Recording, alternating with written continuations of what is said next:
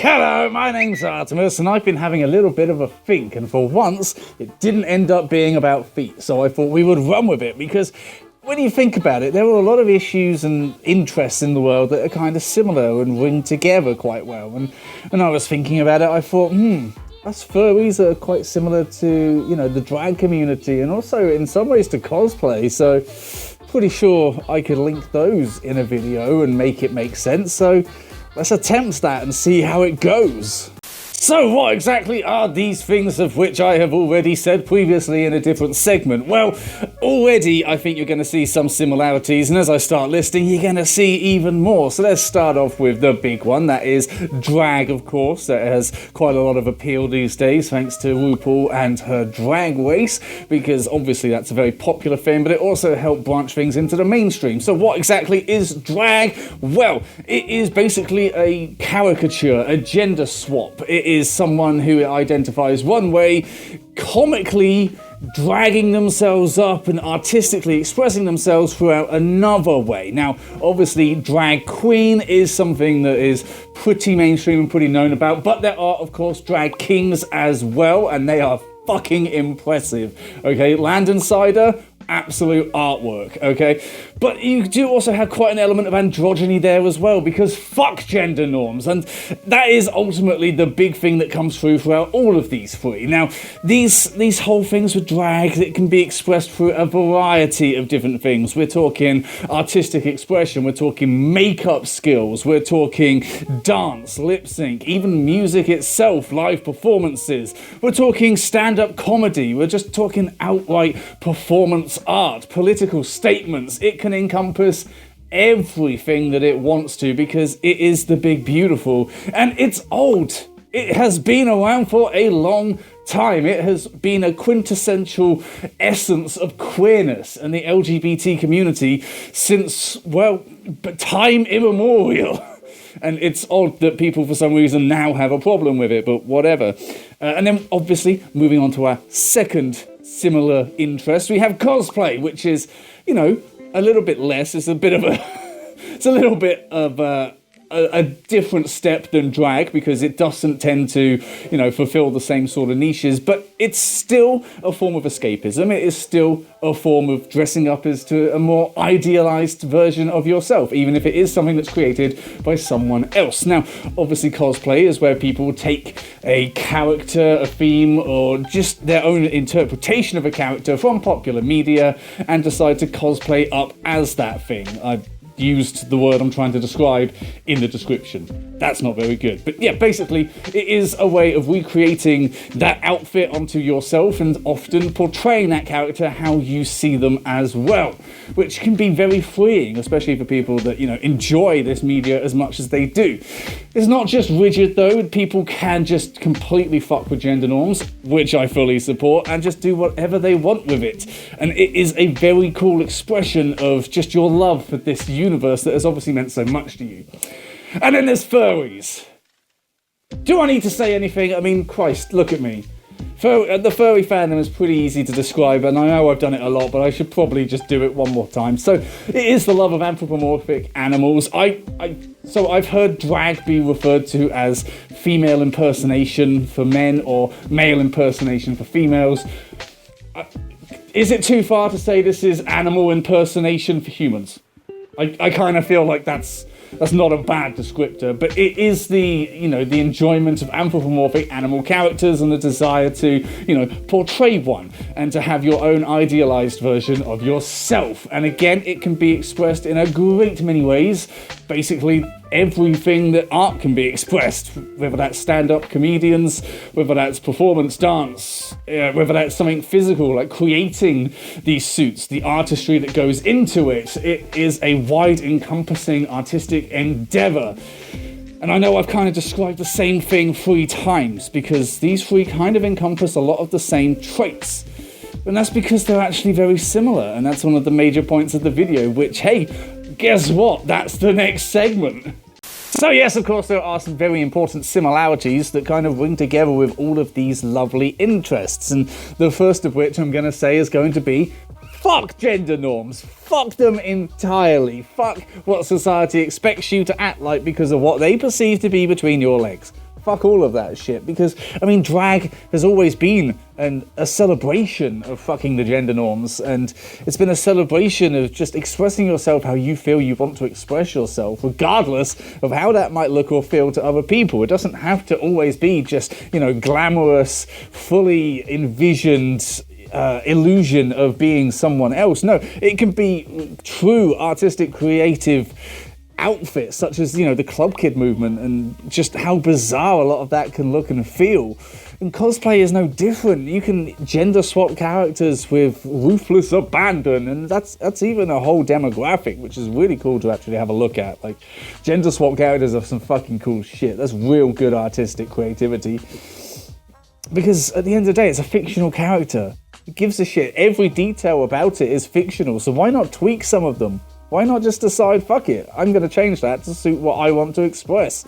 Like that. That's brilliant.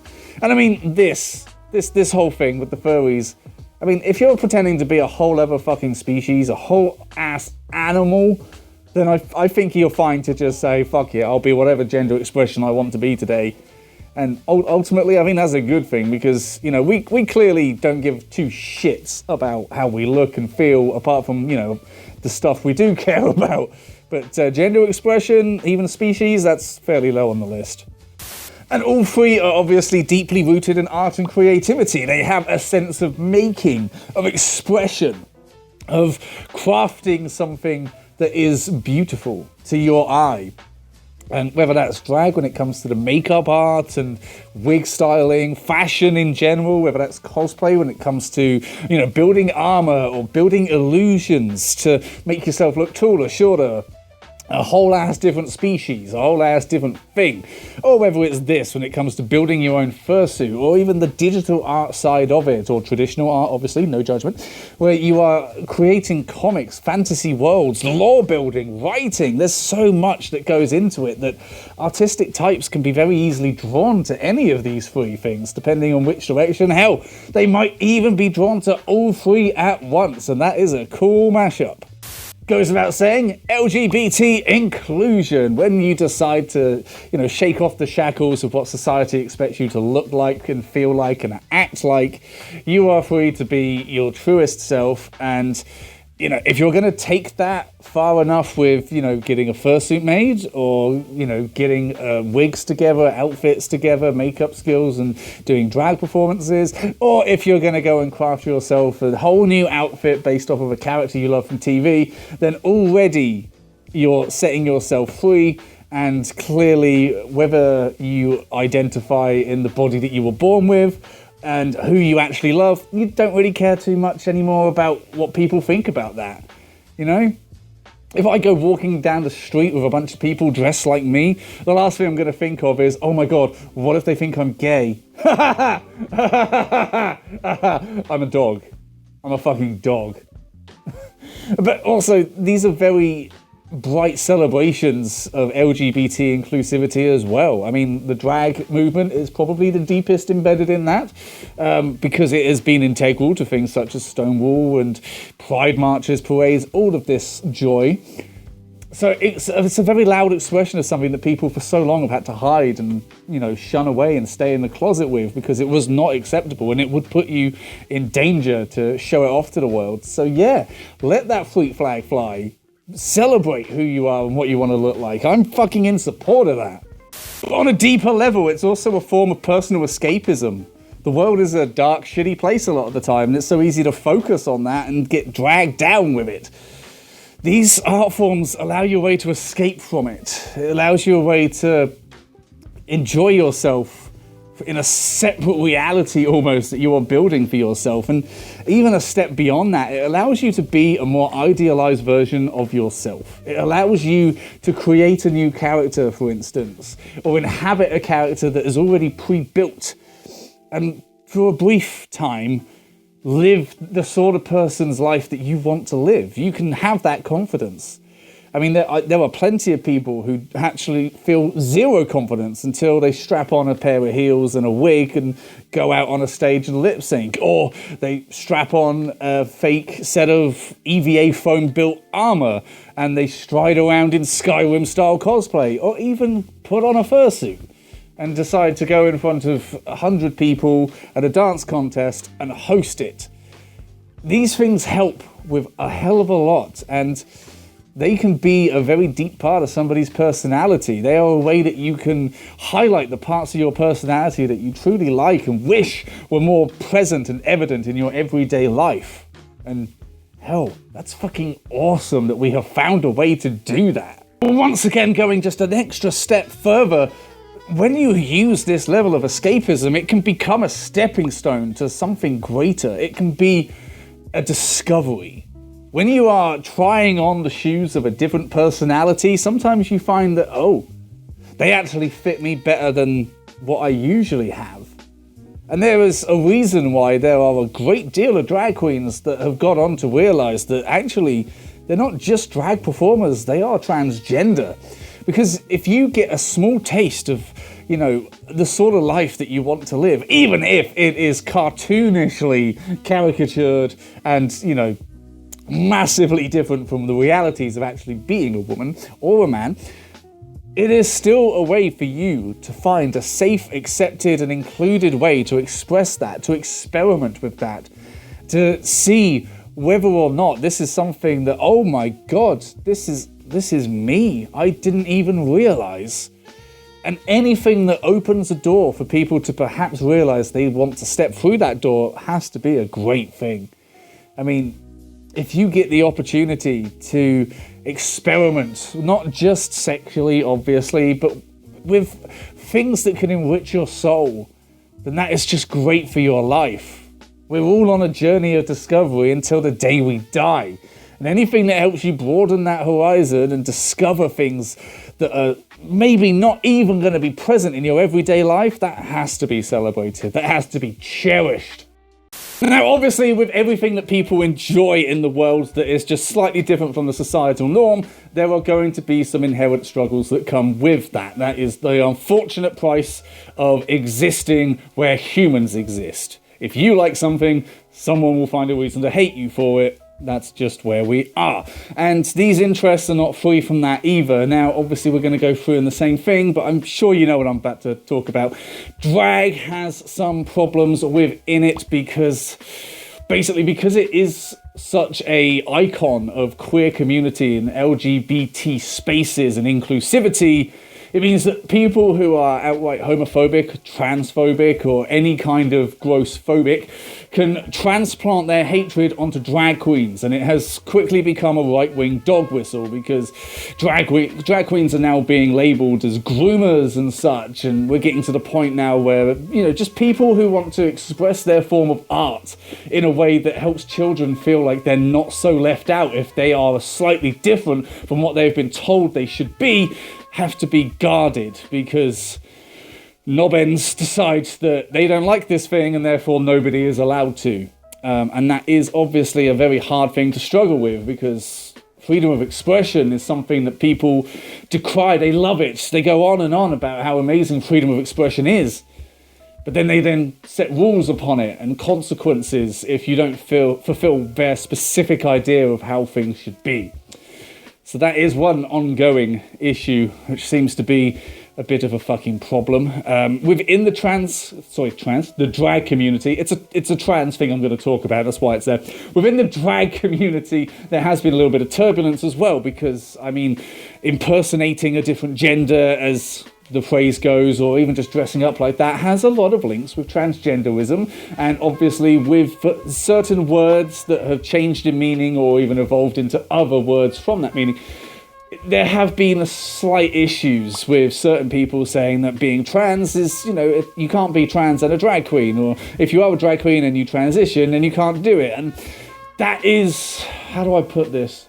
It's bullshit, for fuck's sake. I mean, you're dressing up as an artistic caricature of something. You're inventing your own character to then inhabit the soul of. Ain't nobody else got the right to fucking dictate to you how you decide to go about that, okay? That's not a thing that you really get to police, okay?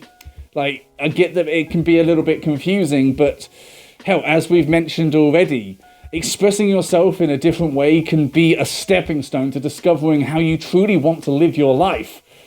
Why does that need to be punished with stupid stringent rules? Look at this shit. Look at this shit. This is stupid shit. It doesn't need to have authoritative rules placed upon it. Went over on that side.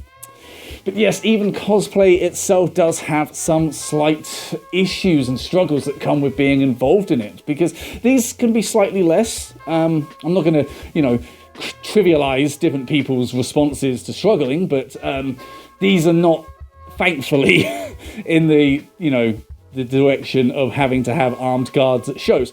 But you can deal with a lot of stigma with this, because there are a hell of a lot of stupid stringent rules once again, whether you are gender swapping a character that you very much enjoy, or that you are a different race from the original character, or a different body type.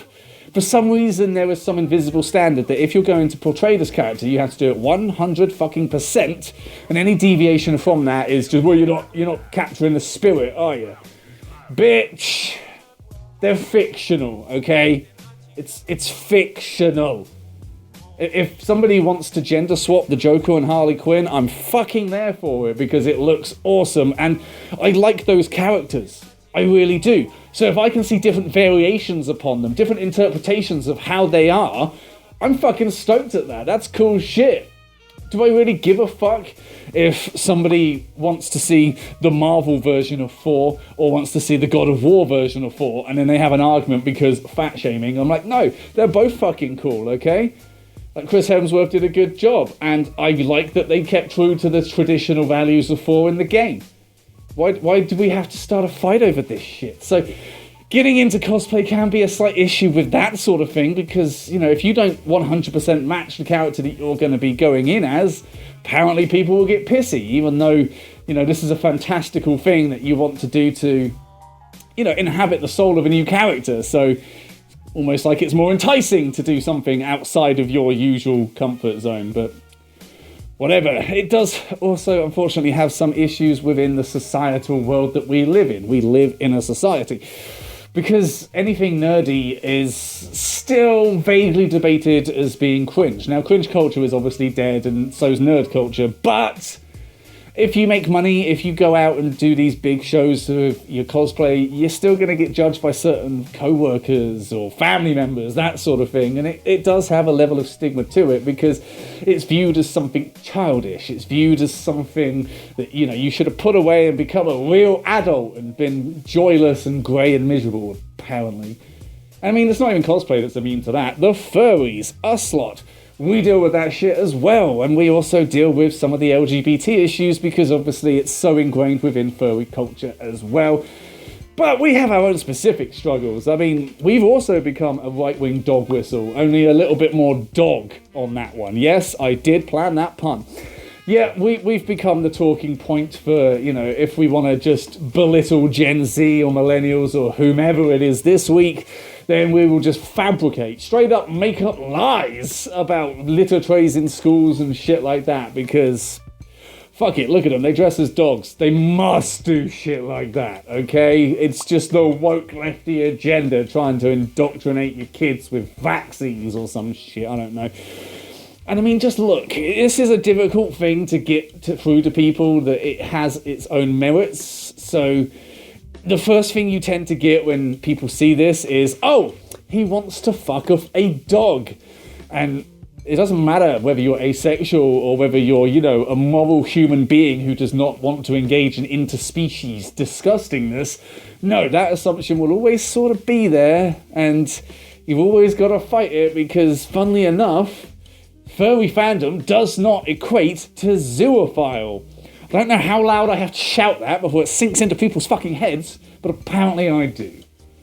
But these things are all, these struggles, these can tie together with each other. As much as these three interests can be very similar, it means that in their struggles they can also be quite similar too, and that's a shame. It's also a shame that we have our own unique struggles. It's a shame we have struggles in general, I suppose, is my point. But yes, thank you very much for watching. I hope you enjoyed this video. I do feel that these interests are pretty intertwined and very similar with each other, as well as their struggles and similarities. But ultimately, I feel at the core of their being, they come from a place of idealism, of, deciding that what you want in the world and of yourself and to express is more important than what society wants you to express. And it is an acceptance that you are more important than what other people think of you. And that stepping outside of that familiar safe space isn't the scary thing that it feels like it's going to be. In fact, it can be liberating. It can be life-changing and life-saving. And ultimately, that's to be celebrated.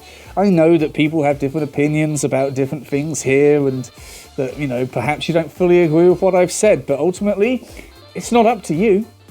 It's up to each person individually, you know? How people think about the furry fandom is none of my fucking business.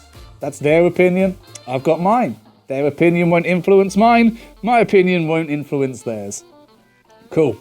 You do you, I'll do me. As long as we stay in each other's lanes, well, in our own lanes even, we're going to be fine. And once you shake off the judgments of other people and realize that they really don't fucking matter, that's when you start getting to the real good shit. And I feel like a lot of people in our communities, whether it's drag, cosplay, furries, or any other number of communities I could name, have gotten to that point where they've decided their happiness is worth a hell of a lot more than the opinions of arseholes who are just looking to attack. And that's the message I'd like to send today. So thank you for watching. I hope you enjoyed it. Happy New Year. Look at this. First video of the new year. Hopefully it was a great one. I was going to say good, but I'm going to shoot for greatness. And then if we fall short, then we'll be at good. Hopefully. Thank you for watching. If you did like to support, maybe, there are some various ways to support just here, right there. Have a little look, please. But yes, thank you for watching. I hope this is going to be another great year of content. And I hope that I can contribute to that as well, because, woo, I'm somehow still making shit. But thanks for watching, I guess, and bye.